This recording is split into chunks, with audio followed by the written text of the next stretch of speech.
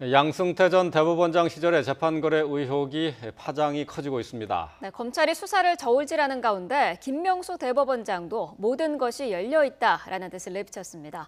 관련 내용 자세히 짚어보겠습니다. 최영일 시사평론가 강신업 변호사와 함께하겠습니다. 네, 안녕하십니까? 안녕하세요. 네. 자, 대법원이 특별조사단을 꾸려서 조사 결과를 내놨는데요. 이후에 계속해서 문제가 되고 있습니다. 양승태 전 대법원장이 박근혜 청와대의 입맛에 맞게 맞춤형 판결을 한 정황이 드러나는데요. 맞습니다. 자, 구체적으로 어떤 사건들이 이것에 해당하는 건지 좀 짚어보죠. 지금 숫자는 너무 많습니다. 네. 특조단이 목록만은 410개 재판에 해당하고요. 지금 이제 내용을 밝힌 것이 그것도 발췌해서 밝힌 겁니다. 요약해서 밝힌 게 한 90개 정도 되는데 그 안에서만 해도 굵직한 게 많은 게 당장 어제 KTX 해고 여승무원들 대법원에 쳐들어갔죠. 점거 농성하는 모습을 보였을 텐데요. 이게 12년을 끌었던 재판인데 1심, 2심을 승무원들이 이기고 대법에서 패소를 합니다. 1억 원을 물어내라. 미리 지급받았던 급여에 대한 것을 이제 돌려받아라는 건데요. 이것 때문에 자살한 여승무원도 있었습니다. 아이에게 유서를 남겼죠. 그러니까 정말 이게 큰 사건이었는데 이것이 사실은 대법원의 잘못된 정권의 입맛 맞추기 위한 권력 바라기의 결과로 나온 잘못된 왜곡 판결 아니었느냐 이 문제거든요. 그 지금 재판 개입이냐, 재판 거래냐, 재판 흥정이냐 이런 문제가 논의되고 있고요. 적어도 특조단은 상당히 톤다운을 했어요. 재판 개입까지는 확인된 바가 없고 정황이다, 정황 이렇게 얘기하고 있지만 재판 당사자야 그렇게 받아들이겠습니까? 그래서 지금 이 사태는 향후에 사법농단으로까지 좀 비화될 가능성이 높아져 있는 상황인데 자 문제는 이 KTX 여승무원 사건은 410개 중에 하나입니다. 그렇죠. 키코 사태라는 게 있었거든요. 이게 환해지를 위해서 모았던 파생 상품이 알고 보니 거의 사기에 가까웠던 3조 원 정도의 피해 금액에 추산되는 것만 천여 개 중소기업들이 타격을 입었던 사태입니다. 키코 사태 판결에 대한 문제도 지금 터져나오고 있고요. 그리고 심지어는 발표한 90개가 아니라 특조단에서는 그렇게 중하지 않다. C등급으로 분류했던 사건 중에 하나가 세월호인데 세월호 이준석 선장에 대한 재판이 시작되기도 전에 재판부를 양승태 대법원장이 정권 입맛에 좀 맞추려고 했던 것 아닌가 하는 정황, 이건 현재는 의혹입니다. 이런 내용들까지 줄줄이 있고요. 또 우리가 기억해 보시면 통합진보당이 해산됐었잖아요. 이때 의원직을 상실하게 되는 이제 재판들이 벌어지게 되는데 이 부분도 결국은 이념적 성향에 따른다면 이 당시 정권의 입맛 맞추게 한 것 아니냐. 그러니까 지금 재판의 결과에서 패소했던 수많은 정치, 경제, 사회, 문화적인 패자들이 그럼 내 재판은 지금 대법원에서 부당하게 정권의 입맛 맞추기 한 재판 아니냐 들고 나오는 상황이 되거든요. 앞으로 일파만파 될 것으로 보여집니다. 지금 뭐 대표적으로 예를 드는 것 중에 하나가 이제 KTX 승무원 이제 해고와 관련된 내용이었는데 이거 외에도 전교조의 법외 노조 판결도 있었고요. 통상임금 사건 또 그리고 과거사 국가 배상 제한과 관련되어 있는 판결, 또 원세훈 전 국가정보원장 사건과 관련해서도 역시 맞춤형 판결이 아니냐라고 그런 정황이 있다라고 보고 있는데, 자 거기에 맞게 그러니까 판결은 그렇게 그러니까 정권의 입맛에 맞는 판결이 나왔다고 볼 수 있습니까? 그거는 좀 더 지켜봐야 되는데요. 저 판결 자체를 정권의 입맛에 맞게 한 것인지, 나온 판결을 가지고 그렇게 홍보를 한 것인지, 그러니까 전자가 뭔지. 후자가 맞는 것인지 이런 문제는 있습니다만 서로 관계가 조금 애매한 부분이 있군요. 그렇죠. 그러니까 판결까지도 영향을 받은 것인지 아니면 이 판결을 거래 어떤 흥정의 대상으로 하는데 쓴 것인지 이거는 이제 분명하지 않은데요. 어쨌든 문제는 어떤 경우라 하더라도 사법부가 이렇게 청와대와 흥정을 했다는 것은 큰 문제입니다. 그러니까 무언가를 얻기 위해서 지금 뭔가를 이제 주었다는 거 아니겠습니까? 주었다는 것은 청와대의 입맛에 맞게 말하자면 이제 보고를 하고 또 거기에 그 국정을 뒷받침하겠다 이런 얘기를 하고 있는데요. 사법부가 왜 그 청와대 국정을 뒷받침하는 것인지 뭐 이런 것도 좀 의문이고요. 근데 그거는 이제 과거에 양승태 대법원장 시절에 상고법원을 도입하려 했죠. 그러니까 이거와 관련이 있습니다. 뭔가를 얻기 위한 것이 바로 이제 그 부분이라는 얘기죠. 상고법원. 그렇습니다. 거기서 좀 말씀을 드리면 상고법원이라는 건 뭐냐면 우리가 이제 1심이 있고 2심이 있고 대법원이 있죠. 3심제입니다. 그런데 지금 이제 대법원에서 상고심을 담당하고 있죠. 이걸 예. 3심이라고 그럽니다. 예, 예. 근데 대법원이 적체를 이제 보이고 있어서 예. 상당히 이제 과부하가 걸려 있는 것은 맞습니다. 예. 그러다 그것을 어떻게 해결할 것인가에 대해서는 과거부터 말이 많았습니다. 예. 네. 그래서 상고 허가제를 할 것인가, 아니면 대법관 수를 늘릴 것인가, 아니면 상고법원을 만들 것인가, 예. 하여튼 여러 가지 이제 방안이 있어 왔던 것이죠. 예. 근데 지금 어쨌든 해결은 해야 되거든요. 그것을 두고 대한민협에서는 대법관 수를 늘려서 해결하자는 이런 제안을 계속해서 해왔고요. 예. 그런데 대법원에서는 어떤 생각을 하냐면 상고법원을 만들겠다는 생각을 합니다. 예. 상고법원은 뭐냐면 고등법원과 대법원 사이에 하나의 법원을 새로 만들겠다는 겁니다. 그래서 대부분의 사건을 상고법원에 맡기고 대법원은 헌재처럼, 이게 중요합니다. 예. 헌법재판소처럼 한 1년에 몇백 건만 하는 정책법원으로 만들겠다는 생각을 갖게 됩니다. 이 얘기는 헌법재판소보다 위상이 높아져야 한다는 그런 생각을 갖고 있는 겁니다. 아. 지금 대법원은 헌법재판소보다 위상이 낮아지는 것에 대해서 굉장히 불만을 갖고 있고 네. 예, 예. 이런 점이 또 하나 있습니다. 그러고 상고법원에서 하면 또 하나는 뭐냐면 일자리를 만들 수 있다는 겁니다. 그러니까 고위법관들이 갈 자리가 없거든요. 예, 예. 고위법관들이 갈 수 있는 자리를 만들겠다는 이런 몇 가지 생각을 가지고 상고법원을 추진하는 건 좋은데 예. 정말 적극 추진합니다. 적극 플러스 적극. 예, 대법원에서는요. 양승태 예. 대법원장이 말이죠. 예. 그러면서 그때 이제 고영한 법원 행정처장, 박병대 행정처장 이런 분들이 거기에 이제 가세하게 되는데요. 그러면서 이제 청와대를 설득할 필요가 생기는 것이죠. 예. 근데 우리 대한변협에서는 사실은 상고법원에 대해서는 적극 반대하고 예, 예. 그리고 대법관 수를 늘리자는 대법관 구성의 개혁이라든가 그다음에 대법관 개업하지 말 것 이런 것들을 계속 주창을 합니다. 네. 그래서 사실은 당시에 대법원에서는 변협을 굉장히 불편하게 생각했고 변협 행사에 대법원장이 한 번도 오시지 않으셨습니다.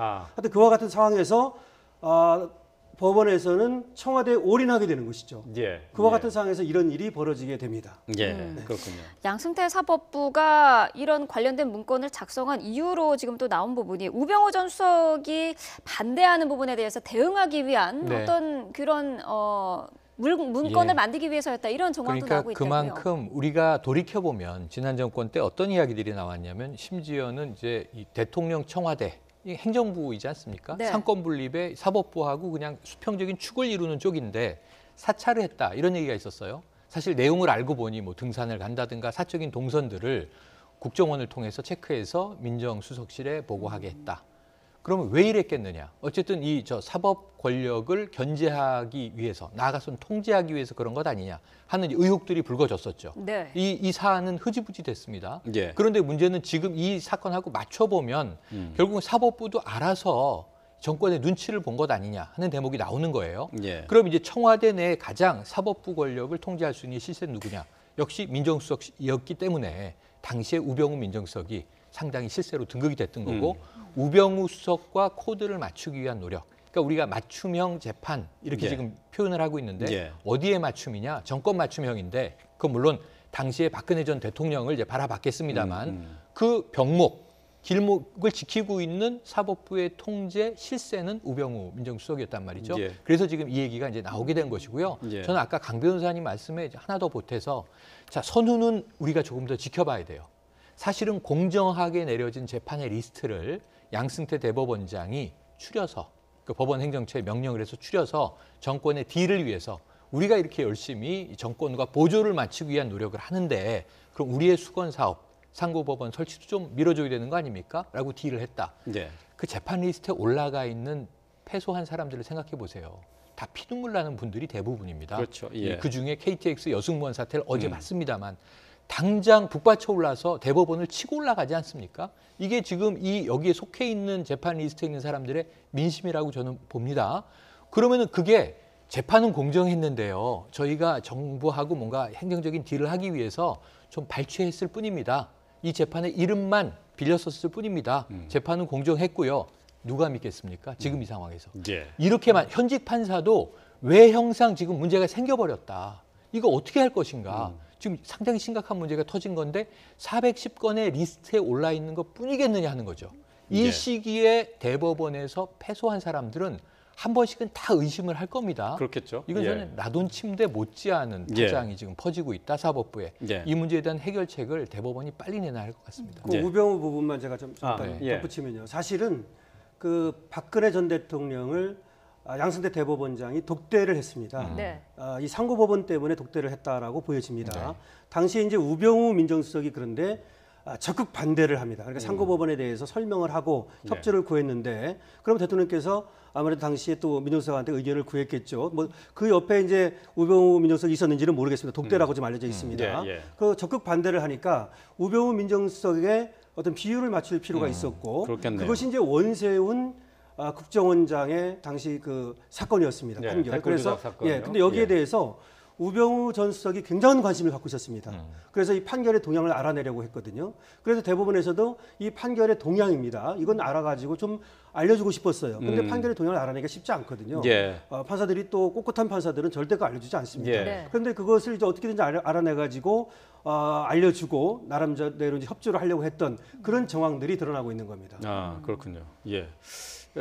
당연히 뭐 지금 거론되고 있는 문제되는 재판의 당사자들은 반발하는 게 당연할 텐데요. 자, 가장 먼저 어제 이제 뉴스가 됐던 것이 KTX 여승무원들이 어제 대법원에서 집회를 열었습니다.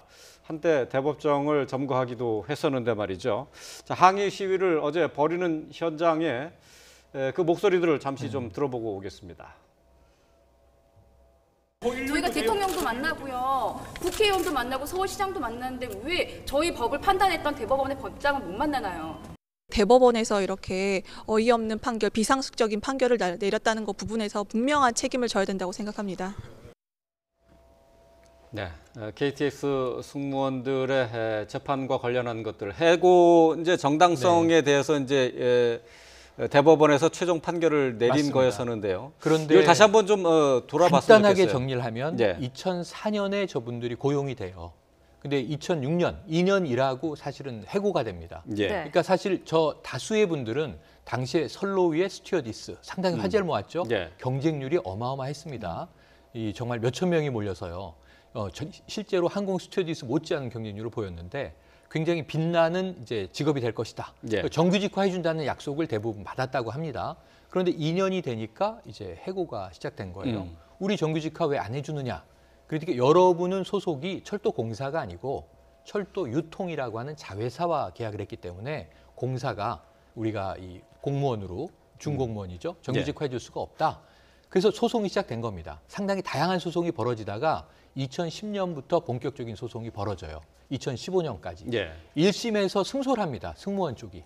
왜냐하면 유통이라고 하는 이 기업이 100% 철도공사의 자회사다. 그렇다면 직접 고용관계로 보아도 무방하다. 예. 그러니까 이들은 근로자가 맞다. 그러면은 해고를 취하하고 고용하라. 이렇게 얘기가 난 거예요. 1심, 2심에서 승소를 합니다. 예. 그런데 3심, 최종심 대법원에 가서 패소를 해요. 패소를 하게 되니까 어떻게 되냐면 재고용을 전제로 이 철도 측에서 임금을 지급한 게 있었어요. 그러니까 그 1억 원에 대해서 다시 토해내시오. 이렇게 돼버린 거예요. 그래서 빚을 지게 됩니다. 오히려 예. 이분들이 돈을 모아서 받은 급여를 돌려줘야 되는 상황이 돼서 예. 이 판결 이후에 한 명의 여승무원이 어린 딸아이에게 유서를 남기고 자살하는 사건이 벌어지죠. 예. 거기서 엄마가 빚만 남기고 가서 미안하다라는 이제 문구가 유명하게 회자가 되죠. 그 사건을 지금 친구가 자살했습니다라고 어제 예. 분명히 얘기를 하거든요. 그럼 이 대법원에서의 판결은 결국 맞춤형 판결이 돼버린다면 우리는 1, 2심에서 정당하게 이겼는데 대법원에서 직원 아닙니다. 해고가 정당합니다. 재고용 없습니다. 이 판결을 내림으로써 피눈물을 흘리게 된 분들이 저 여승무원들인 거거든요. 그 주체가. 예. 예. 그러다 보니까 어제 저는 대법원에 올라가서 대법원장 면담 요구를 할 만하다. 어제 저 농성은 이제 풀었습니다만 예. 결국은 이제 대법원 이 비서실에서 면담 약속을 잡고 예. 어쨌든 물러났거든요. 예, 예. 하지만 이 사안은 앞으로 길게 갈 것 같습니다. 예. 네. 앞서서 이 선후 관계를 파악해 봐야 한다고 하셨습니다만 지금 어쨌든 리스트에 올라와 있는 이런 판결에 대해서 진실 규명 절차는 좀 필요한 상황인 것 같아요. 그럼요. 어쨌든 이 대법원의 판결이라고 하는 것은 그 믿음, 이 재판에 대한 믿음이 있을 때 그것이 그대로 유지되는 것이고 존속하는 것인데요. 물론 아까도 선후를 말씀드렸습니다. 네. 어느 쪽이 먼저인지는 지금 좀 밝혀봐야 될 것 같습니다. 그래서 예. 과연 재판 내용까지도 영향을 받은 것인지 아니면 나온 재판을 가지고 그렇게 선전을 내지는 홍보를 한 것인지는 분명하지 않지만 네. 지금 어쨌든 KTX 이 승무원들이 문제를 제기하는 것은 저는 타당하다고 생각하고 있을 수 있다고 생각합니다. 네. 왜냐하면 저도 개인적으로 말씀을 드리면 제가 그 당시에 대한변협의 공보이사였고 예. 하청호 집회 회장님을 모시고 법원과 굉장한 대법원과 각을 세우고 있었습니다. 예. 그런데 제가 진행하던 큰 사건들에서 1, 2심을 다 이겼는데 대법원에서 진 것들이 저는 2건이 있습니다. 그런데 저도 당시에 이해를 좀 못한 면이 있습니다. 저까지도 예, 말이죠. 예, 예. 그런데 일반인들이 더군다나 KTX 승무원들이 1, 2심에서 다 이겨놓고 3심에서 이렇게 졌다는 것은 아마 이해할 수 없었을 겁니다. 네. 지금도 이해가 안 되고 있었을 거예요. 그런데 이런 일이 발생됐단 말이죠. 그렇다면 이건 믿을 수 없는 건 당연한 것이고 여기에 대해서는 대법원에서 어떤 식으로든 간에 해법을 내놔야 됩니다. 이 판결이 어떻게 이렇게 나온 것이고 그 판결은 정당했으며 영향을 받은 것이 아니다. 이런 것들을 밝히지 않는 한 이것은 계속해서 문제가 대두될 수밖에 없을 겁니다. 네. 대법원의 판결에 대해서 한번 좀 생각을 해봤으면 좋겠는데요. 1, 2심은 보통 사실심이라고 하고 그렇죠. 대법원의 판결은 법률심 아니겠습니까? 그렇습니다. 예. 그러면 1, 2심에서 나왔었던 것에 판결을 뒤집으려고 하면은 법 적용의 잘못을 따져야 되는 거죠. 보통은 그렇게 합니다. 예. 그래서 대법원이 무서운 것이 뭐냐면요 말이죠. 그와 같이 자신들이 법만 따지겠다. 이렇게 하면 법만 따지면 대개 이 사건은 다 법원에서 심리 불속행 기각이라 해가지고 예. 대법원에서 판단도 못 받아보고 다 기각이 돼버립니다. 네. 그런데 따져보겠다는 마음을 먹으면 사실심에 개입할 수가 있는 여지가 충분히 있습니다. 아, 그래요? 그러니까 예. 채증법칙 위반이라든지 뭐 이런 여러 가지 이유를 들어서 또 개입할 수가 있거든요. 그런데 이런 것들은 사실은 개입을 한 것이죠. 왜냐하면 1, 2심에서 이미 사실심이 끝났으면 1, 2심 판결이 옳고 그른지만 따지면 되는 거거든요. 예. 법률만 따져보면 되는데 지금 이것이 자회사 소속인지 아니면 코레일에 속하는지 이거는 사실 사실심의 영역이라고 볼 수 있거든요. 예. 그렇다면 여기에 개입했다는 얘기는 어떤 증거 법칙 위배라든지 그 다음에 심각한 사실 심리 미진이라든지 뭐 이런 얘기를 들어서 여기 개입한 것으로 보여지는데 그것도 한번 따져볼 여지가 있죠. 예, 네. 알겠습니다. 자, 세월호 이야기도 나오고 있던데요. 특정 그 판사에게 세월호 사건을 배당하려 했다라는 네, 의혹이 네. 불거졌어요. 어떤 내용인가요? 특조단이 이 대목을 해명을 했어요. 지금 이제 세월호 문제는 이게 심각한 사안으로 이 맞춤형 거래를 한 사안으로 올려놓지는 않고 아까 네. 말씀드린 대로 특조단도 A가 위중하다라고 하면 B가 그 다음 C 등급으로 분류를 한 사안이에요. 그런데 이제 정황은 이렇게 설명을 합니다. 그러니까 이 이준석 선장에 대한 제대로 된 재판이 회부되기도 전에 예. 이미 이 사안은 사회적 관심이 굉장히 높으니 조금 이제 이 직급이 높은 명망 있는 재판부에 배정해야 될 것 같다라고 하는 방침을 세웠다는 거죠. 네. 그대로 이제 실행돼서 뭐 재판 결과 판결에 개입했다는 것까지는 아직 아니지만 이런 정도의 해명을 특조단이 했지만 사실은 그것이 아니라 당시 2014년으로 돌이켜서 세월호 파장이 얼마나 정권 내내 사실은 마지막 탄핵을 요구하는 촛불 집회까지 이어졌던 걸 생각을 해보면 세월호를 정권 차원에서 굉장히 두려워하고 관리하려고 했던 거는 여러 정황이 드러나거든요. 네. 뭐 대언론으로도 드러나고. 근데 심지어는 사법부에서 관련 재판까지도 사법부가 알아서 정권에 또 눈맞추기를 하려고 했던 정황이 아니냐라고 의심이 가능한 대목이죠. 왜냐하면 이제 재판 개입이라는 게 여러 가지가 있을 수 있는데 판결을 바꾸려면 아까 말씀하신 것처럼 이게 승무원 사건은 좀 심각한 게요. 예. 보통 우리가 원세훈 전 국정원장 사건에서 대법원이 어떤 판결을 내립니까? 파기환송을 하지 않습니까?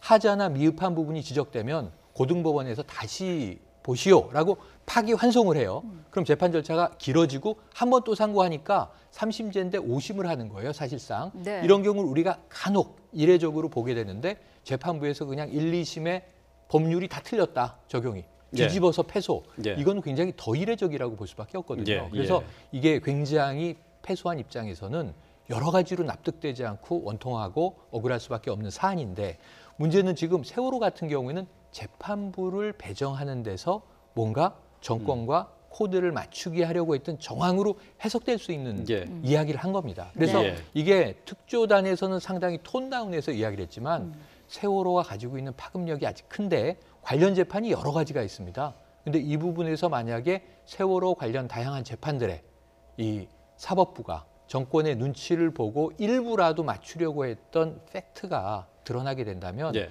이건 저는 좀 걷잡을 수 없이 사법농단 파장으로 번질 가능성이 높은 도화선이다 이런 예. 생각이 듭니다. 지금 뭐 말씀하신 세월호 재판부 배당과 관련한 것을 포함해서 모두 이제 미공개 파일이 410개에 이르는데 네. 자, 이 지금 문제가 되고 있는 세월호를 포함한 미공개 파일을 공개하지 않는 것에 대해서 어제 기자들의 질문이 있었습니다. 사법권 남용이 아니라는 안철상 법원 행정처장의 말이 있었는데요. 잠시 좀 들어보고 오겠습니다. 해당 문건에서 사법 행정권을 남용했다라고 볼 만한 증거가 없었기 때문에 공개를 안 네, 했다는 뜻입니다. 그것은 그 사법 행정의 정상적인 그런 업무라고 볼 수 있습니다. 네. 자, 공개를 해야 되지 않느냐. 지금 뭐 이러한 요구가 계속해서 나오고 있는데 말이죠. 어쨌든 지금 안철상 그 행정처장은 지금 이제 특별조사단장으로 그렇습니다. 있잖아요. 자, 그렇다면은 지금 이제 행정권 남용으로 보지 않는다, 사법권 남용으로 보지 않는다라고 하면은 글쎄 정상적으로 일이 진행된 것이다라고 해명을 하는 것이 되겠죠. 저기서 사법권 남용이라고 이제 보지 않는다는 말은 아마 법을 적용해 볼 때 직권남용이라든지 예. 이 정도 수준은 아니다 이렇게 얘기하는 것 같아요. 예. 문제는 있지만 그 문제는 정도는 있지만 아니다. 그걸 사법권 남용, 직권남용으로 보기까지는 좀 아닌 것 같다 이렇게 얘기를 하는 것 같은데요. 저는 그 얘기는 후가 돼야 되는 거고요. 그 선이 뭐냐면 모든 것을 명명백백하게 다 공개하는 겁니다.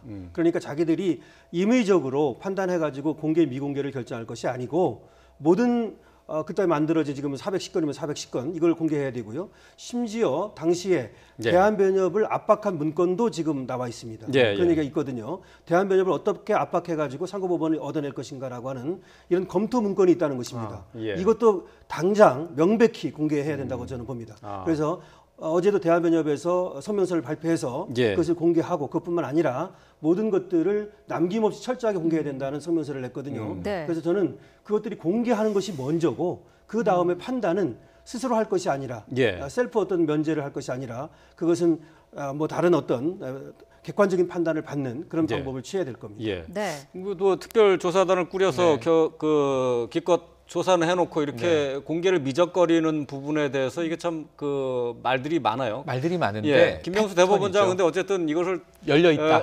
검찰 네. 조사도 열려 있다라고 얘기했어요. 예. 그래서 검찰의 조사를 받는 것까지도 가능성으로 놓고 경우의 수로 놓고 모든 경우의 수를 다 열린 상태로 지금 내부에서 논의를 하고 있다. 이렇게 이제 입장을 얘기했습니다. 근데 이것이 뭐 이렇게 하겠다 저렇게 하겠다 결정이 나온 건 아니에요. 그냥 열려 있다예요. 네. 그런데 그러면 결국은 아까 강 변호사님 말씀처럼 어떻게 하는 것이 지금 이후의 사법부는 공정성과 신뢰성을 국민으로부터 회복할 것인가. 네. 최근에 뭐 드라마에서 보니까요. 이렇게 판사가 법복을 입고 재판정으로 나가면서 이 법복은 주권자인 국민의 위임을 받아서 법적인 판결을 공정하게 하라는 것입니다. 라고 하고 나가는데 국민들은 그러기를 바라거든요. 근데 사법부가 지금 410개가 90개 정도가 좀 문제가 있다라고 특조위에서 이야기를 한 것이고 아까 세월호의 이 재판부 배정을 시도했던 정황, 이 의혹은 빠져 있습니다. 예. 후순위로. 그러니까 나머지도 궁금한 거예요. 과연 어떤 것들은 그럼 320개에 들어가 있고 지금 90개도 자료가 다 공개된 게 아닙니다. 이런 문제점들이 있는 것으로 추정한다라는 이제 특조단의 의견이 달려 있는 정도예요. 예. 주석 정도가. 예. 그럼 이게 어떻게 해야 좀 투명해질 수 있는가 하는 부분은 저는 국민과 언론은 법률 지식은 또 한계가 있으므로 갑론을 박 하겠지만 결국은 법학자라든가 이것은 굉장히 객관적으로 토론을 통해서 사법권 남용인지 아닌지를 지금 이 사법부 스스로가 그 얘기를 해버리면 셀프 검증이 되는 거 아니겠습니까? 그렇죠. 지금 서지현 검사에 대해서 국민들이 믿습니까? 그러니까 안태근 전 검사에 대해서 뭐 법적 처벌이 내려지고 있습니까?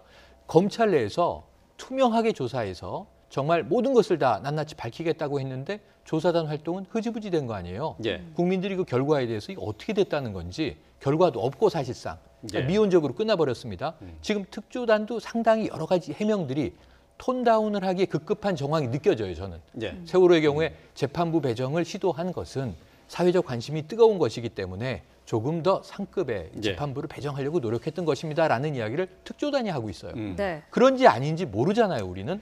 이런 측면에서 아까 강 변호사님 말씀처럼 모든 자료를 다 공개하고 법률 전문가들이 여기에 대해서 판단을 하고 예. 언론과 국민들은 의견을 내고 하는 과정을 거치지 않는다면 저는 일정 의혹이 남으면 모두가 다 거머쥘 수 있는 아주 네. 위험한 사안이라고 생각이 미칩니다. 네. 검찰의 수사 가능성이 작지는 않다 이렇게 보여지는데요. 이제 앞으로 그러면은 전현직 대법관에 대해서 검찰 수사가 이루어질 것이냐, 또 그러면 이미 내려진 대법원의 판단이 다시 번복될 수 있는 것이냐, 앞으로의 파장이 쉽지 않아 보입니다. 네.